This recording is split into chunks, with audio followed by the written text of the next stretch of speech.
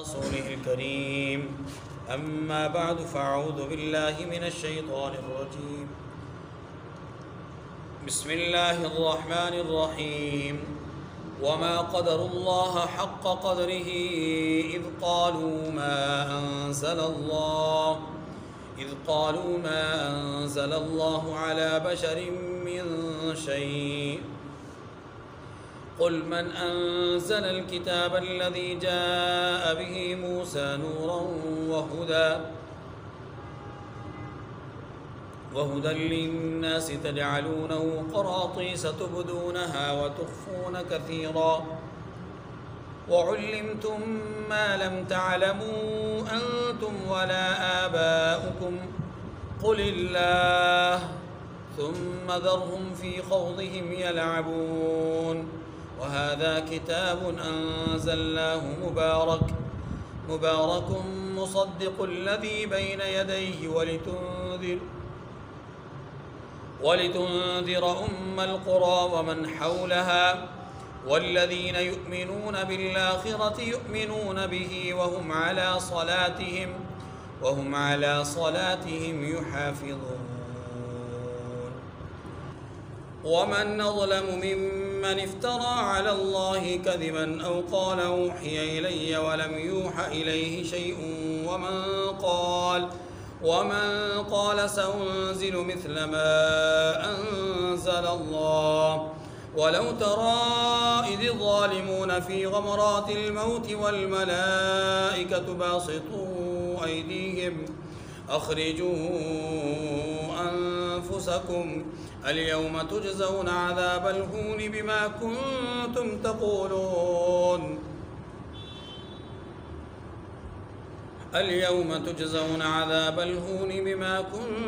تقولون على الله غير الحق وكنتم عن آياته تستكبرون ولقد جئتمونا فرادا كما خلقناكم أول مرة وتركتم ما خولناكم وراء ظهوركم وما نرى معكم شفعاءكم الذين زعمتم أنهم فيكم شركاء لقد تقطع بينكم وضل عنكم ما كنتم تزعمون صدق اللہ العظیم۔ یہ دو آیتیں، آیت نمبر 91 اور آیت نمبر 92، ان کی وضاحت اور ان کی تشریح جاننے کے لیے ہمیں گزشتہ آیات کے لب لباب اور خلاصہ کو مد نظر رکھنا چاہیے۔ اللہ تعالیٰ نے حضرت ابراہیم علیہ السلام کے ذریعے سے شرک کی تردید کروائی اور پھر ان کے درجات کو بیان کیا، ان کی اولاد کے درجات کو بیان کیا، ان کے آبا میں سے کچھ آبا کے درجات کو بیان کیا، جیسے حضرت نوح اور ان کی اولاد میں سے 14 نبیوں کا ذکر کر کے جو بات بنیادی طور پہ سمجھائی وہ یہ تھی، ان حضرات کا مقام بہت اونچا ہے، منصب رسالت پر فائز ہیں، لیکن اگر یہ بھی دنیا میں رہتے ہوئے شرک کرتے تو ان کے اعمال بھی ضائع ہو جاتے۔ تنبیہ تھی، وارننگ تھی مشرکین مکہ کو کہ جب انبیاء کے شرک کی وجہ سے اعمال ضائع ہونے کی خبر اللہ نے دی تو تم تو حقیقتاً شرک کر رہے ہو، تو پھر تم کیسے اللہ کے ہاں مقرب برگزیدہ ہو سکتے ہو؟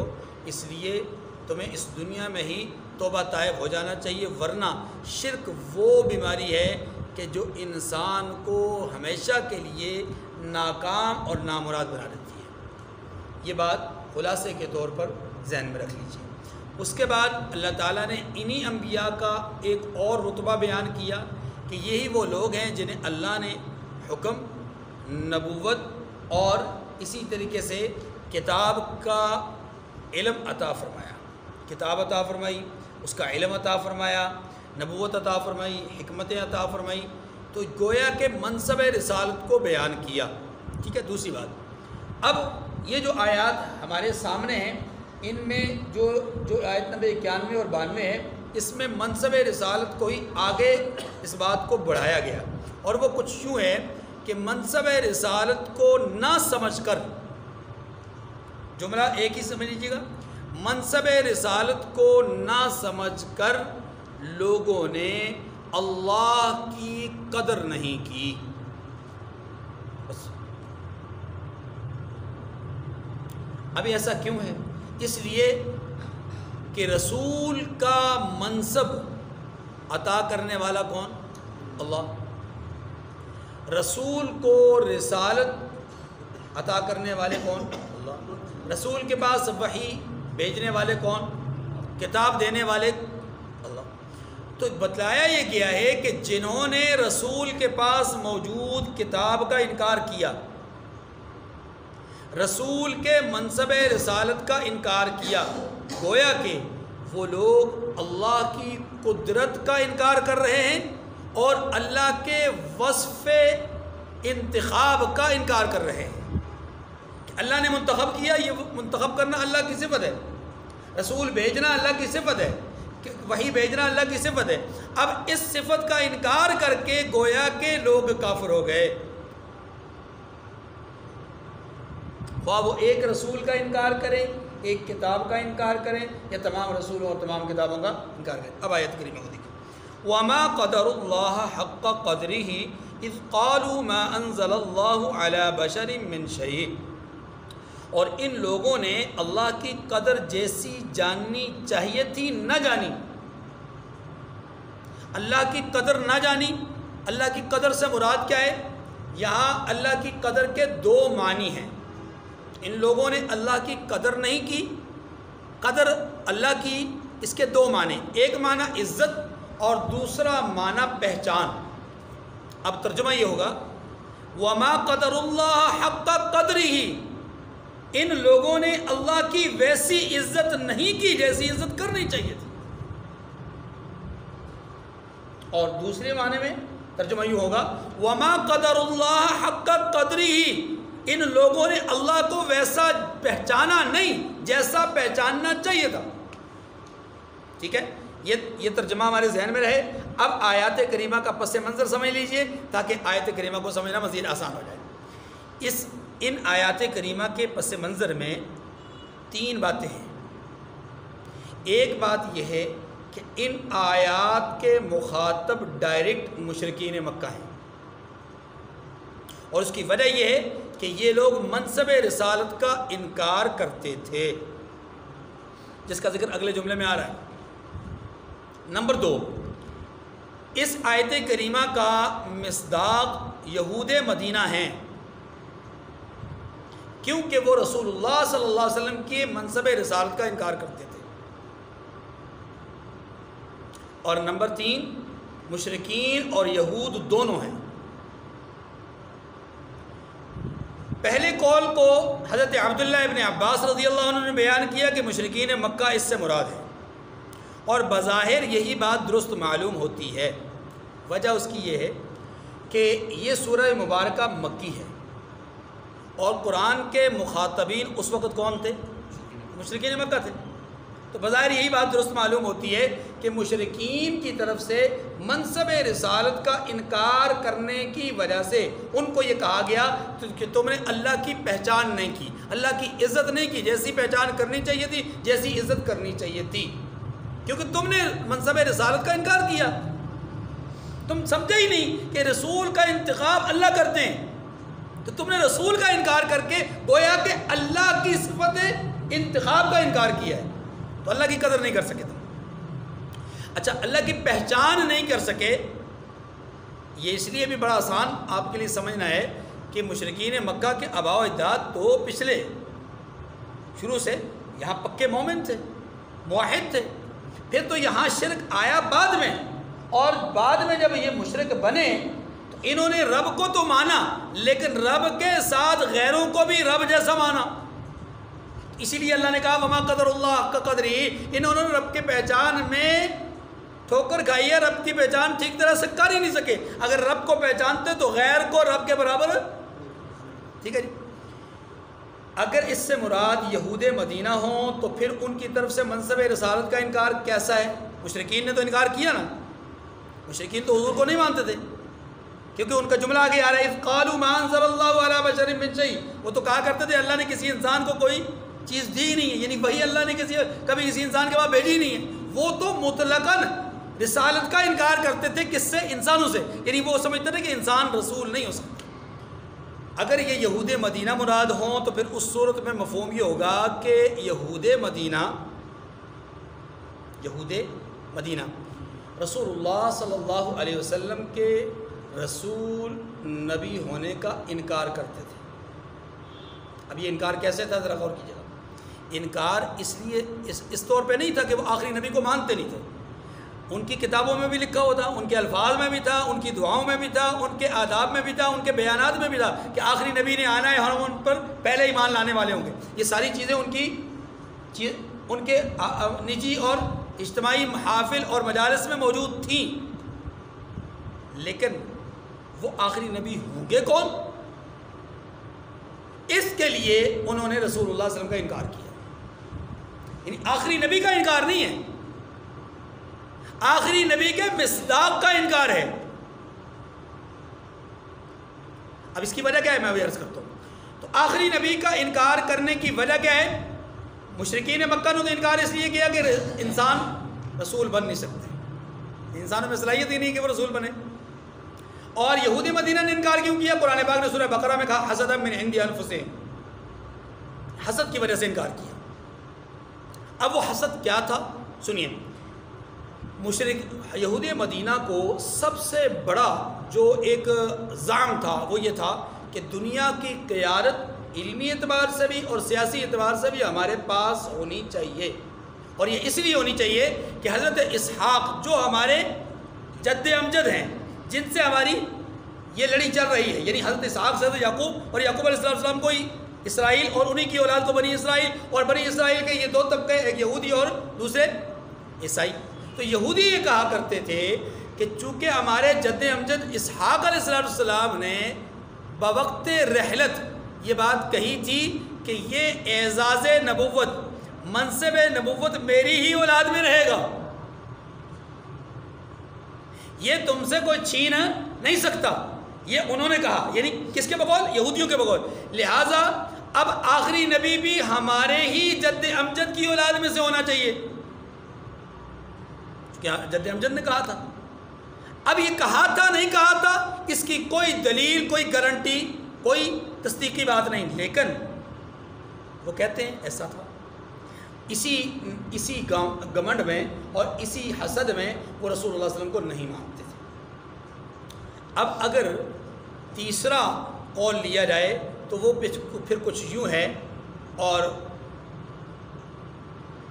اس کو یوں سمجھیں گے کہ مفسرین نے لکھا کہ مشرکین مکہ حضور صلی اللہ علیہ وسلم کو اب مغلوب کرنے کے لیے یا آپ علیہ السلام پر عارضی طور پر حاوی ہونے کے لیے کئی دفعہ انہوں نے یہود مدینہ کے پاس جا کر کے تمنائیں کی، کوئی ایسا سوال بتا دیجئے ہم محمد سے کریں، محمد لاجواب ہو جائیں، ہمارا مسئلہ حل ہو جائے، ہمارا طوطی بولنا شروع ہو جائے اور ان کا اثر و رسوخ ختم ہو جائے۔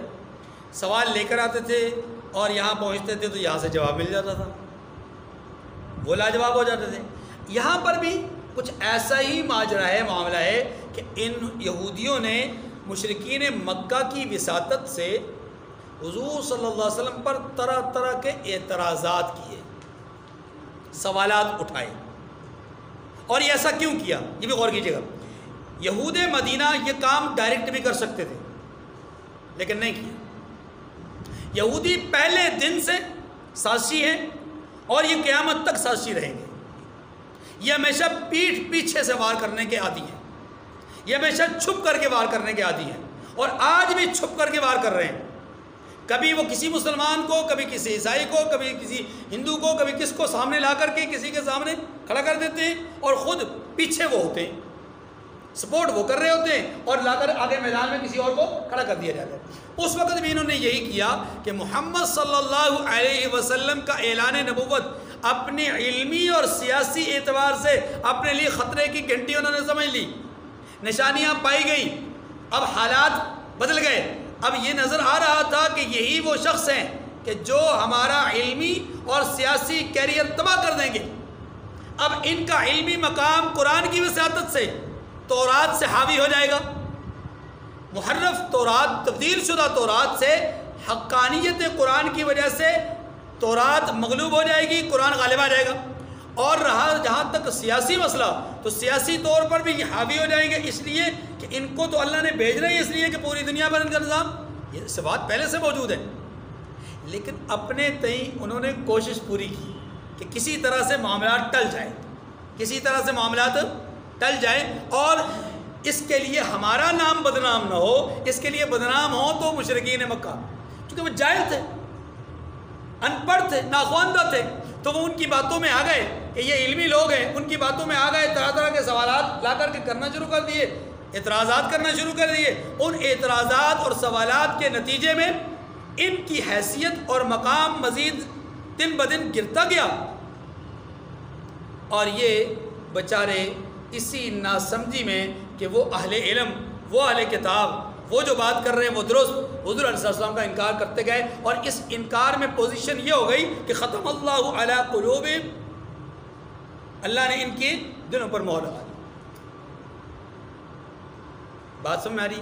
تو یہود مدینہ بھی انکاری تھے، مشرکین مکہ بھی انکاری تھے، لیکن مشرکین، تیسرے قول کے مطابق مشرکین اپنے انکار کو مضبوط کرنے کے لیے یہود سے علمی مدد لیا کرتے تھے، اور یہودی بھی اپنی علمی اور سیاسی قوت کو بحال رکھنے کے لیے مشرکین کو استعمال کرتے تھے۔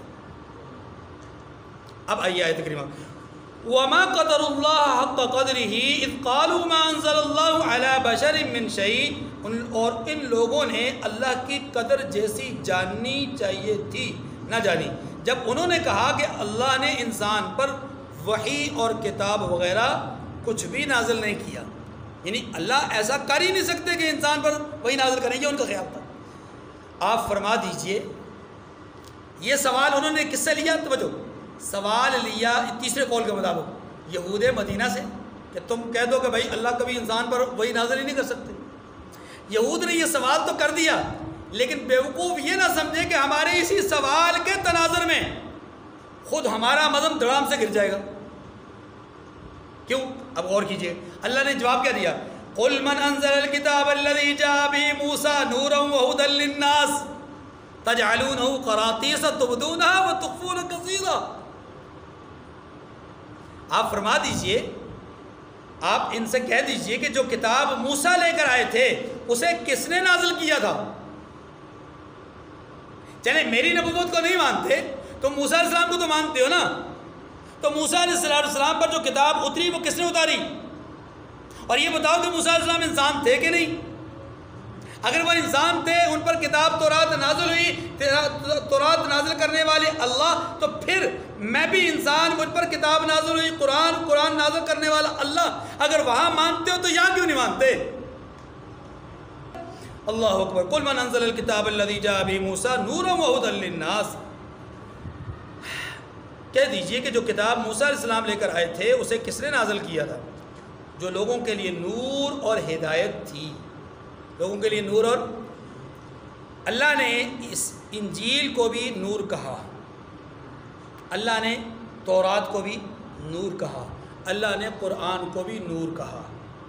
اب کوئی آدمی یہ پوچھ سکتا ہے کہ یہ تینوں نور ہیں، ایک کو نور ہونا چاہیے، تینوں نور کیوں ہیں؟ اس کا جواب یہ ہے کہ نور کا معنی ہدایت کی روشنی، ہدایت کی، اور ہدایت کی روشنی تورات بھی تھی، انجیل بھی تھی، قرآن بھی ہے، زبور بھی ہے۔ بس فرق صرف یہ ہے کہ زبور دعاؤں پر، آداب پر، اس طرح کی چیزوں پر مشتمل کتاب تھی، اور تورات، انجیل اور قرآن قوانین پر مشتمل کتابیں ہیں، اس لیے ان کو واضح طور پر نور ہدایت بتایا گیا۔ آگے چلیے، وَهُدًى لِّلنَّاسِ تَجْعَلُونَهُ قَرَاطِيسَ تُبْدُونَهَا وَتُخْفُونَ كَثِيرًا، اور جسے تم نے علیحدہ اوراق پر نقل کر رکھا ہے، ان کے کچھ حصے کو تو ظاہر کرتے ہو اور اکثر کو چھپاتے ہو۔ یہ بھی ایک اشارہ ہے کہ تم تورات کو مانتے ہو، موسیٰ علیہ السلام پر نازل ہوئی، موسیٰ علیہ السلام انسان اللہ کی طرف سے نازل ہوئی، اس کو تسلیم کرتے ہو، تو پھر محمد صلی اللہ علیہ وسلم پر کتاب قرآن نازل ہوا، اس کو کیوں نہیں مانتے؟ یہ بھی تو اللہ نے نازل کیا۔ یہاں سوال اٹھاتے ہو کہ انسان پر وحی آ نہیں سکتی، تو وہاں پر انسان پر وحی کیوں آئی؟ ایک بات۔ دوسری بات یہ ہے کہ جس کتاب کا ہم تمہیں کہہ رہے ہیں کہ تم اس کو مانتے ہو، اس کتاب کے ساتھ تمہارے ماننے کا سلوک بھی کچھ ایسا ہے کہ جو تمہارے مفاد کا ہوتا ہے اسے تو تم ظاہر کر دیتے ہو، اور جو تمہارے مفاد کے خلاف ہوتا ہے وہ تخفون کثیرہ، اس میں سے بہت کچھ تم چھپا دیتے ہو، جیسا کہ محمد صلی اللہ علیہ وسلم کی علامات نبوت، صفات نبوت، آپ کے ساتھیوں کی صفات، آپ کا طرز حکمرانی، آپ کا سفر ہجرت، آپ کا اعلان نبوت کے بعد آزمائشوں میں مبتلا ہونا، پھر آپ کے غزوات، اور غزوات میں آپ کی واضح بنیادوں پر کامیابیاں، یہ سب کچھ تورات میں موجود۔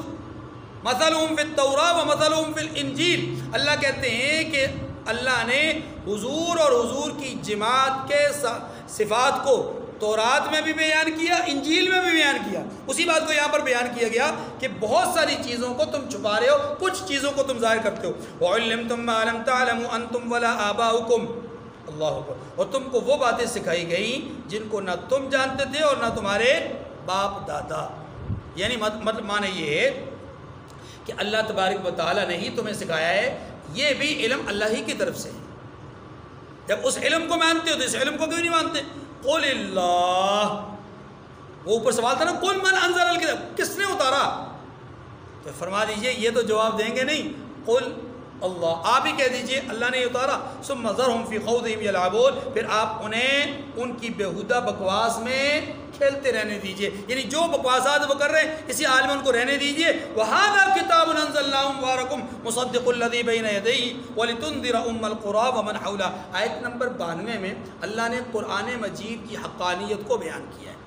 فرمایا یہ جو کتاب ہے اسے ہم نے اتارا ہے بابرکت، یہ کتاب جس کو ہم نے نازل کیا ہے بابرکت، مصدق الذی بین یدیہ، جو اپنے سے پہلی کتابوں کی تصدیق کرتی ہے، اور اس کا مقصد نزول کیا ہے؟ وَلِتُنذِرَ أُمَّ الْقُرَىٰ وَمَنْ حَوْلَهَا، تو اس لیے وہ نازل کی گئی ہے کہ آپ مکہ اور اس کے آس پاس کے لوگوں کو ڈرا دیجئے۔ مکہ اور اس کے آس پاس، توجہ، مکہ سے مراد اہل مکہ اور آس پاس سے مراد دو معنی، ایک معنی مضافاتی علاقے، قریب قریب کی بستیاں یا شہر، اور دوسرا معنی پوری دنیا، اور دوسرا معنی زیادہ راجح ہے، مکہ اور اس کے ارد گرد پوری دنیا کو آپ ڈرا دیجیے، پوری دنیا کے رہنے والوں۔ کیوں؟ اس لیے کہ مکہ ام القریٰ ہے۔ مکہ کا نام کیا ہے؟ وَلِتُنذِرَ أُمَّ الْقُرَىٰ، آپ ڈرائیے ام القریٰ۔ ام القریٰ کا معنی یہ ہے، قریٰ قریۃ کی جمع ہے، اور اس کا معنی ہے بستیوں کی ماں۔ چونکہ آپ جانتے ہیں کہ دنیا میں سب سے پہلا خطہ ارضی اللہ نے جو بنایا وہ بیت اللہ کا مقام تھا۔ یہاں سے پانی کا بلبلہ اٹھا، پانی سے بلبلہ اٹھا، اور وہ بلبلہ پھٹا اور زمین یعنی پانی کے اندر خشکی ظاہر ہوئی، اور وہ پھر خشکی پھیلتے پھیلتے پھیلتے پھیلتے پوری دنیا، آج بھی جغرافیائی اعتبار سے پوری دنیا کا وسط سینٹر وہ کیا ہے؟ مکہ مکرمہ ہے، بیت اللہ ہے۔ اور یاد رکھیں ایک دوسرا معنی کہ پوری دنیا کا سینٹر اللہ نے بنایا مرکز ہدایت کے اعتبار سے، تو وہ بھی مکہ مکرمہ کو بنایا، یعنی مرکز ہدایت بھی مکہ ہے اور مرکز ارض بھی مکہ ہے۔ اس لیے فرمایا آپ اس مکہ کے رہنے والوں کو اور اس کے ارد گرد پوری دنیا کے رہنے والوں کو ڈرائیے۔ کس کے ذریعے سے؟ قرآن کے ذریعے سے۔ وَالَّذِينَ يُؤْمِنُونَ بِالْآخِرَةِ يُؤْمِنُونَ بِهِ وَهُمْ عَلَىٰ صَلَاتِهِمْ يُحَافِظُونَ، یہاں اہل ایمان کی تعریف کی گئی ہے۔ فرمایا کہ جو لوگ آخرت پر ایمان رکھتے ہیں وہ اس کتاب پر بھی ایمان رکھتے ہیں، وَهُمْ عَلَىٰ صَلَاتِهِمْ يُحَافِظُونَ، اور وہ اپنی نمازوں کی بھی پوری خبر رکھتے ہیں۔ ابتدائی طور پر تین باتیں ہیں ان آیات میں، ان دو آیات میں، آیت نمبر 93 اور 94 میں۔ وہ تین باتیں کون سی ہیں؟ کہ اللہ پر جھوٹ بولنے والا بڑا ظالم ہے۔ نمبر 2، اللہ کی طرف سے بھیجی گئی وحی کے مقابلے میں ایک نئی وحی کا دعویٰ کرنے والا بڑا مجرم ہے۔ اور اللہ کی طرف سے اپنے اوپر وحی نازل ہونے کا دعویٰ کرنے والا یہ بھی بڑا مجرم ہے۔ 3 مجرمین بیان ہوئے، ایک اللہ پر جھوٹ بولنے والا، دوسرا اللہ کی طرف سے اپنے پر وحی بھیجے جانے کا تذکرہ کرنے والا حالانکہ اس کی طرف وحی نہ آئی ہو، اور نمبر 3 وحی کے مقابلے میں دوسری وحی کا یا دوسری باتوں کا مقابلہ کرنے والا۔ یہ 3 بڑے مجرم ہیں اور ان مجرمین کا انجام بہت برا ہے۔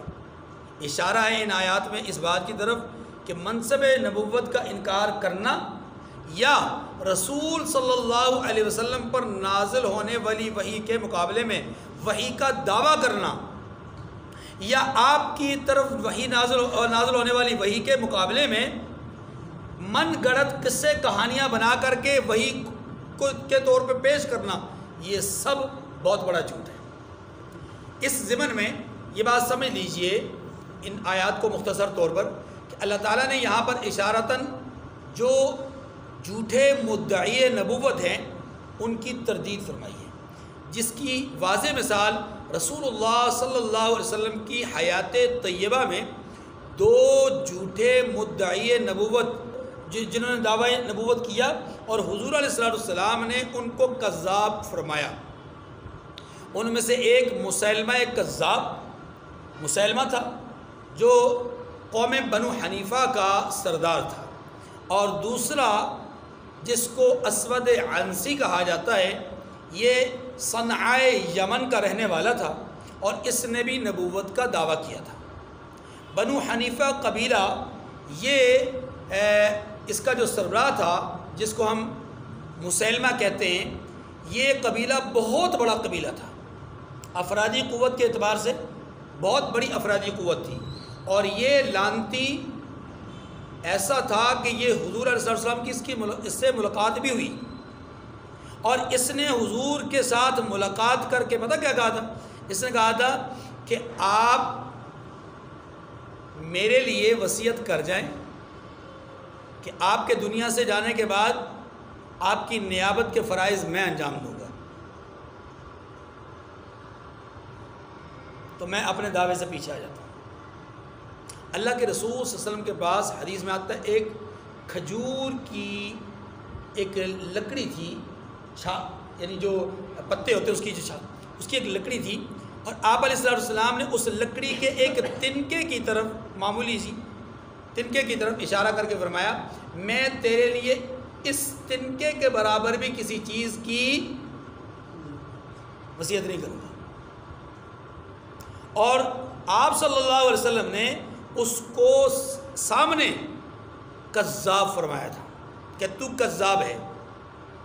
اس نے کچھ باتیں کی، اللہ کے رسول صلی اللہ علیہ وسلم نے اس کو مطلقاً کذاب کہہ کر کے حضرت ثابت رضی اللہ تعالی عنہ ان سے فرمایا کہ یہ کوئی بات کرے تو اس کے سوال کا جواب دو، میں جا رہا ہوں۔ تو اللہ کے رسول تشریف لے گئے، یعنی آپ نے اس کے بعد بیٹھنا بھی پسند نہیں کیا، حالانکہ آپ صلی اللہ علیہ وسلم کی عام سنت یہ تھی کہ آپ آئے ہوئے مہمان یا کہیں گئے ہوئے ہوتے تھے تو ان کی منشا اور مرضی کے بغیر آپ مجلس سے اٹھ کر کے جاتے نہیں تھے۔ ایک بات، دوسری بات یہ ہے کہ رسول اللہ صلی اللہ علیہ وسلم کے بارے میں کہ آپ علیہ السلام نے ایک خواب دیکھا، اور وہ خواب کیا تھا کہ میرے ہاتھ میں 2 کنگن ہیں اور ان 2 کنگنوں نے مجھے بہت پریشان کر رکھا ہے۔ صبح آپ صلی اللہ علیہ وسلم نے بیدار ہو کر یہ خواب بیان فرمایا، اور ساتھ ہی اس خواب کی تعبیر بھی ارشاد فرمائی کہ ان 2 کنگنوں سے مراد 2 جھوٹے مدعی نبوت ہیں جو میرے ارد گرد آ چکے، اور میں ان کے درمیان میں ہوں، اور میں قدرے ان کی اس جھوٹ اور کذب بیانی کی وجہ سے پریشان ہوں۔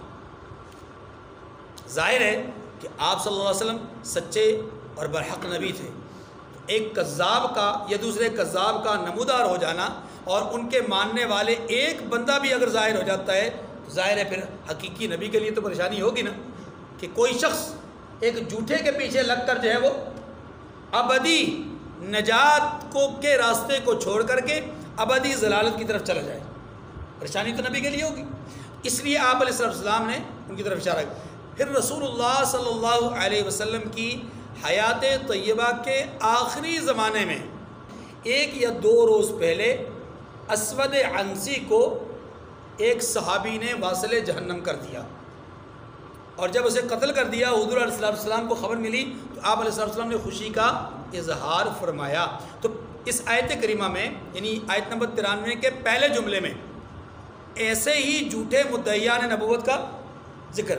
آپ علیہ السلام نے فرمایا کہ میرے بعد 30 بڑے دجال ہوں گے، کذاب ہوں گے، اور اشارہ تھا اس بات کی طرف کہ 30 ایسے لوگ ہوں گے جو دعوی نبوت کریں گے اور وہ کذاب اور دجال ہوں گے، اور ان 30 میں سے 2 تو جس کا میں نے ذکر کر چکا، اور ایک تیسرا بڑا دجال اور کذاب ہمارے اس زمانے میں پچھلی 1 صدی سے جو فتنہ چل رہا ہے مسلمانوں میں، یہ ہے فتنہ قادیانیت۔ غلام قادیانی لعنتی ملعون نے دعوی نبوت کیا، اور اس کے دعوی نبوت کے بعد آج دنیا میں اس کے ماننے والے بہت زیادہ ہیں۔ یہ بہت بڑا فتنہ ہے جو اس وقت امت میں پھیلایا گیا ہے اور پھیل چکا ہے۔ تو اللہ تعالیٰ نے وَمَنْ أَظْلَمُ مِمَّنِ افْتَرَىٰ عَلَى اللَّهِ كَذِبًا أَوْ قَالَ أُوحِيَ إِلَيَّ وَلَمْ يُوحَ إِلَيْهِ شَيْءٌ۔ پہلی بات فرمائی کہ اس سے بڑھ کر ظالم کون ہوگا جو اللہ پر جھوٹ باندھے، اللہ پر جھوٹ بولے۔ اللہ پر جھوٹ بولنا کیا ہے کہ کوئی آدمی دعوی نبوت کر لے۔ اب ظاہر ہے نبی کا انتخاب اللہ کی طرف سے ہوتا ہے۔ کوئی آدمی دعویٰ کرے کہ میں نبی ہوں، اس نے گویا کہ اللہ پر جھوٹ باندھ دیا۔ دوسری بات او قال اوحی الی ولم یوحی الی شیء۔ اچھا، اس پہلے جملے میں صرف مدعیان نبوت نہیں آتے جھوٹے، بلکہ وہ شخص بھی آتا ہے کہ جو اللہ پر اس طرح جھوٹ بولے۔ مثلا جیسے مشرکین مکہ کے بارے میں ہے کہ مشرکین مکہ اللہ تبارک و تعالیٰ کے لیے فرشتوں کو بیٹیاں تصور کرتے تھے۔ وہ لوگ بھی شامل ہیں جو حضرت عیسیٰ علیہ السلام کو اللہ کا بیٹا کہتے ہیں کہ اللہ کے یہاں بیٹا پیدا ہوا۔ وہ لوگ بھی اس میں شامل ہیں کہ جو حضرت عزیر علیہ السلام کو اللہ کا بیٹا کہتے ہیں۔ وہ لوگ بھی اس میں شامل ہیں کہ جو اللہ تبارک و تعالیٰ پر مختلف قسم کے افتراء باندھتے ہیں، جیسا کہ یہودی یہ کہتے ہیں کہ ہم تو کامیاب لوگ ہیں، ہم تو کبھی بھی کسی زمانے میں بھی جہنم میں نہیں جائیں گے۔ اس طرح کے دعوے کرنا اور اس طرح کے معاملات کرنا، اللہ پر زبردستی اپنے لیے جو ہے وہ جنت کے فیصلے کروانا، یہ سارا کا سارا کیا ہے؟ جھوٹ ہے، اور یہ سارے جھوٹ اس میں شامل ہیں۔ او قال اوحی الی ولم یوحی الی شیء ومن قال سانزل مثل ما انزل اللہ، یا یہ کہے کہ مجھ پر وحی آئی ہے حالانکہ اس پر کچھ بھی وحی نہ آئی ہو۔ اور نمبر 3، اور وہ جو یہ کہے کہ جس طرح کی کتاب اللہ نے نازل کی ہے اس طرح کی میں بھی بنا لیتا ہوں۔ ایک ہے اللہ پر یہ بات کرنا کہ اللہ نے مجھ پر وحی بھیجی، جیسے کہ مرزا قادیانی نے کہا میرے پاس اللہ کا فرشتہ آتا ہے، وحی لے کر آتا ہے۔ کون آتا ہے جی؟ ڈھیچوں ڈھیچوں۔ جی خیر، تو ایسے لانتے بھی ظاہر ہے وہ اللہ پر جھوٹ بول رہے ہیں۔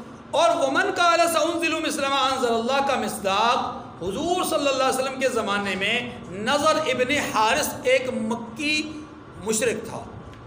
وہ لوگوں کو بٹھاتا اپنے ارد گرد اور بٹھا کر کے باقاعدہ طور پر نضر ابن حارث کا یہ ایک معاملہ تھا کہ وہ اپنی مجلس لگایا کرتا تھا اور مجلس لگا کر کے لوگوں کو پچھلے لوگوں کی کہانیاں سنایا کرتا تھا، خود بنا کر من گڑت واقعات، جیسا کہ ہمارے زمانے میں بہت سارے لوگ لطائف بناتے ہیں اور بنا کر کے بیان کرتے ہیں۔ کچھ ان کی حقیقت نہیں ہوتی لیکن بیان کرتے ہیں۔ ایسے ہی وہ قصے کہانیاں گھڑتا تھا اور بیان کیا کرتا تھا، اور لوگوں کو کہتا تھا کہ یہ دیکھو میں نے محمد کے کلام کے مقابلے میں اپنا کلام پیش کیا ہے، نعوذ باللہ۔ تو بہرحال یہاں پر اس سے مراد وہی آدمی ہے یا اس جیسے وہ لوگ کہ جو قیامت تک آئیں گے اور قرآن کے مقابلے میں اپنی کہانیاں اور اپنے قصے بیان کریں گے۔ اس سے یہ بات ذہن نشین فرما لیں، یہ جملہ بہت بڑی وعید ہے ان لوگوں کے لیے جو مدارس یا درسگاہوں یا تعلیمی اداروں یا قرآن پڑھنے والے لوگوں کے مقابلے میں کوئی ایسا کردار اپناتے ہیں، کھیل کود کا، لہو و لعب کا، یا ایسی مجالس کا، ایسی کہانیوں کا کہ جن کے پس منظر میں یہ خواہشات ہیں کہ یہ والے مکاتب اور یہ والا سلسلہ جو ہے وہ رک جائے، کم ہو جائے اور دنیا اس طرف جائے، تو یاد رکھیے وہ سارے کے سارے اسی کا حصہ ہیں اور اسی میں شامل ہیں۔ وَلَوْ تَرَىٰ إِذِ الظَّالِمُونَ فِي غَمَرَاتِ الْمَوْتِ وَالْمَلَائِكَةُ بَاسِطُو أَيْدِيهِمْ أَخْرِجُوا أَنفُسَكُمْ۔ اللہ اکبر۔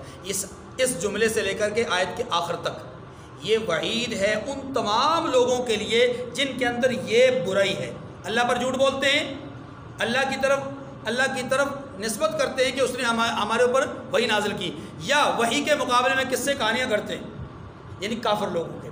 اب مومن اور کافر کی روح نکالے جانے کا جو ایک کانسیپٹ ہے وہ ایک حدیث مبارکہ سے سمجھ میں آتا ہے، بڑی توجہ طلب حدیث ہے۔ سنن نسائی کی یہ حدیث ہے، رسول اللہ صلی اللہ علیہ وسلم کے بارے میں حضرت ابو ہریرہ رضی اللہ تعالیٰ عنہ کہتے ہیں کہ جب کسی بندہ مومن کی روح کو نکالنے کے لیے فرشتے حاضر ہوتے ہیں تو اللہ کے فرشتے اس بندہ مومن سے کہتے ہیں، اس کی روح سے، کہ اے روح مومن، خوشی کے ساتھ، رضا کے ساتھ، راحت کے ساتھ اللہ کے دیے ہوئے رزق کی طرف نکل جا۔ اور پھر وہ اس حال میں نکلتی ہے کہ فرشتے کہتے ہیں کہ تجھ سے اللہ راضی ہے، تو اللہ سے راضی ہو کر کے آ جا، نکل جا۔ پھر وہ روح نکلتی ہے، فرشتے اس روح کو محسوس کرتے ہیں کہ بڑی زبردست مہک اور خوشبو ہوتی ہے۔ فرشتے اس خوشبو کو لے کر کے آسمانوں کی طرف جاتے ہیں، آسمانوں والے فرشتے کہتے ہیں کہ یہ کتنی عمدہ، کتنی اعلیٰ، کتنی برگزیدہ خوشبو ہے، وہ خوش ہوتے ہیں اور پھر یہ خوشبو واپس آتی ہے، یعنی یہ اس روح کی خوشبو کو لے کر کے واپس آتے ہیں زمین میں، یعنی قبرستان میں یا قبر میں، اور یہاں پر جو پہلے سے انسان موجود ہوتے ہیں، پہلے سے مرحومین موجود ہوتے ہیں، حدیث میں آتا ہے کہ اس روح مومن کو دیکھ کر کے وہ اتنے خوش ہوتے ہیں گویا کہ ان کا کوئی گم شدہ دوست، گم شدہ بھائی اور گم شدہ عزیز انہیں مل گیا، اتنا زیادہ، اس سے بھی زیادہ خوش ہوتے ہیں۔ پھر وہ جو پہلے سے موجود روحیں ہوتی ہیں وہ پوچھتی ہیں کہ وہ فلاں آدمی کا کیا حال ہوا جو بڑے بڑے مطلب سامنے جو پوسٹر لگایا کرتا تھا اور دین کے مقابلے میں اور ایسا اور ایسا، یعنی وہ وضاحت کریں کہ اس کا کیا حال ہوا، تو یہ روح ان سے پوچھے گی کہ کیا وہ تمہارے پاس نہیں آیا، وہ تو کب کا دنیا چھوڑ کے آ چکا تھا، تمہارے پاس نہیں پہنچا؟ وہ کہیں گے نہیں۔ پھر یہ کہے گی، یہ روح کہے گی اچھا تو پھر وہ جہنم میں چلا گیا ہوگا، اس کو جہنم میں بیچ دیا گیا ہوگا، ٹھیک ہے۔ اب اس کے بعد اللہ کے رسول صلی اللہ علیہ وسلم نے کافر کی روح نکالے جانے کا ذکر کیا، جس کا تذکرہ یہاں پر بھی موجود ہے کہ کافر کی روح نکالنے کے لیے فرشتے حاضر ہوتے ہیں اور آ کر کے اس سے کہتے ہیں، خود نہیں نکالتے فرشتے، اس سے کہتے ہیں کہ اے کافر انسان، اے فاسق اور کافر فاجر انسان، اپنی روح کو اپنے جسم سے نکال، اگر تجھ میں قوت اور طاقت ہے نا، اپنی روح کو اپنے جسم سے نکال۔ اس جملے کے کہنے کا مطلب کیا ہے؟ مفسرین نے لکھا ہے کہ چونکہ فرشتے اس کی روح کو جب اس جسم سے نکالیں گے تو نکالنے کی ابتدا کریں گے تو انتہائی تکلیف ہوگی، اور جب وہ تکلیف سے کرا رہا ہوگا اور تکلیف کی شدت میں ہوگا تو تب فرشتے اس کو ڈانٹ کر کے کہیں گے ہمارے نکالنے سے اگر تمہیں تکلیف ہوتی ہے تو نکال کے دیکھ۔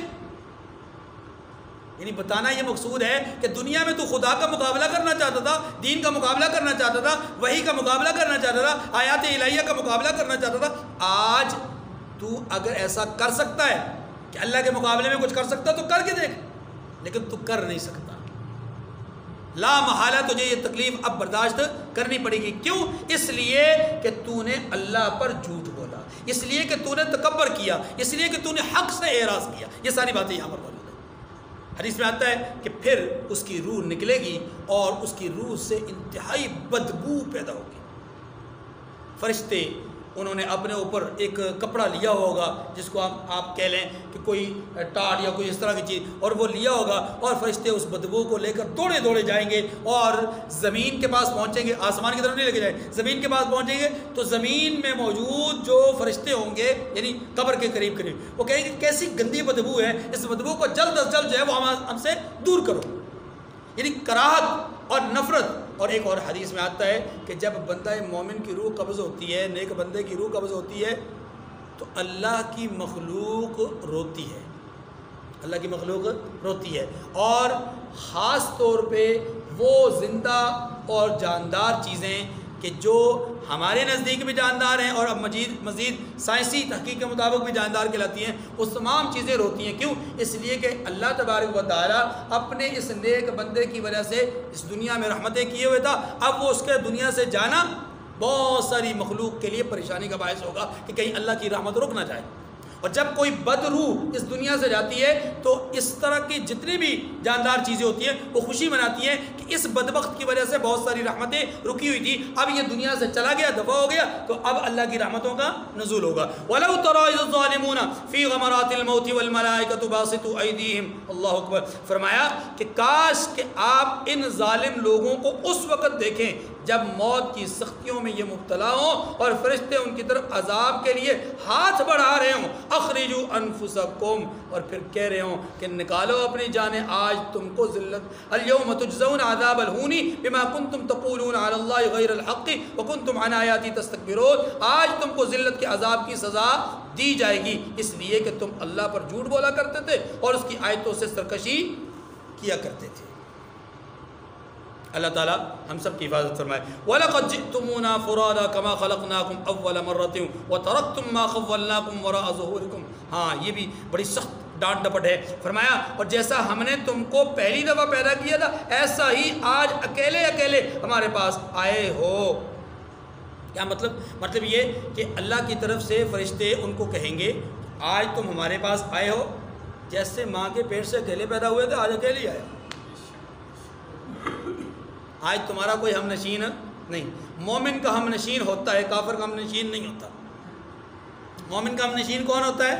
اللہ کا قرآن، نماز، نیک اعمال، اعمال صالحہ اور اس کا صدقہ جاریہ جو وہ پیچھے چھوڑ کر آتا ہے۔ اور کافر اس کا کوئی ہم نشین نہیں ہوتا، بلکہ الٹا جو اس نے پیچھے چھوڑا ہوتا ہے وہ بھی اس کے لیے وبال جان ہوتا ہے۔ اس کا تذکرہ یہاں پر موجود ہے۔ کیا فرمایا کہ وَتَرَكْتُم مَّا خَوَّلْنَاكُمْ وَرَاءَ ظُهُورِكُمْ، اور جو مال و متاع ہم نے تمہیں عطا کیا تھا وہ سب اپنی پیٹھ پیچھے چھوڑ آئے ہو، اس کا بھی تمہیں حساب دینا پڑے گا، اس کا عذاب اور وبال بھی تمہیں جھیلنا پڑے گا۔ وَمَا نَرَىٰ مَعَكُمْ شُفَعَاءَكُمُ الَّذِينَ زَعَمْتُمْ أَنَّهُمْ فِيكُمْ شُرَكَاءُ، ان کو مزید ڈانٹ کر کہا جائے گا اور ہم تمہارے ساتھ تمہارے سفارشیوں کو بھی نہیں دیکھتے جن کی نسبت تم یہ خیال کیا کرتے تھے کہ وہ تمہارے شریک ہیں، آج وہ تمہارے شریک کہاں ہیں؟ اللہ اکبر۔ اور وَلَوْ تَرَىٰ إِذِ الْمُجْرِمُونَ نَاكِسُو رُءُوسِهِمْ عِندَ رَبِّهِمْ رَبَّنَا أَبْصَرْنَا وَسَمِعْنَا فَارْجِعْنَا نَعْمَلْ صَالِحًا إِنَّا مُوقِنُونَ۔ سورۃ السجدہ میں اللہ تبارک و تعالیٰ نے ایک منظر بیان کیا ہے کہ قیامت کا دن ہوگا، جہنم کی طرف مجرمین کو جب لے جایا جائے گا تو آپ وہ منظر اگر دیکھ لیں تو آپ کو اندازہ ہو جائے کہ وہ منظر کتنا بھیانک ہوگا کہ جب یہ جہنم کے کھولتے عذاب کو اور ہولناک مناظر کو دیکھیں گے اور اپنے لیے جہنم کا فیصلہ سنیں گے تو کہیں گے ربنا ابصرنا وسمعنا فرجعنا نعمل صالحا، پروردگار ہم نے دیکھ لیا اپنی آنکھوں سے جو ہمیں دنیا میں بتایا جاتا تھا، جو ہمیں کہا وہ ہم نے سن لیا، یعنی اب یقین کر لیا ہم نے، لہٰذا پروردگار فرجعنا نعمل صالحا، دنیا میں لوٹا دے، ہم اچھے اعمال کریں گے، انا موقنون، ہم یقین کرتے ہیں، ہمیں یقین ہو چکا، ہم ایمان اب لے آئے یا ہمیں اب یقین پیدا ہو گیا، ہمیں دنیا میں بھیج دیجئے، بہت اچھے اعمال کریں گے۔ اللہ پاک فرماتے ہیں کہ اگر ہم دنیا میں بھیج بھی دینا تو تب بھی یہ اس سے زیادہ بھیانک جرائم کر کے آئیں گے۔ لَقَدْ تَقَطَّعَ بَيْنَكُمْ وَضَلَّ عَنْكُمْ مَا كُنْتُمْ تَزْعُمُونَ، آج تمہارے آپس کے سب تعلقات منقطع ہو گئے، یعنی یہ جو معبودان باطلہ کے ساتھ تمہارا رشتہ تھا وہ ختم ہو گیا، کیونکہ وہ معبودان باطلہ تمہارا انکار کر دیں گے۔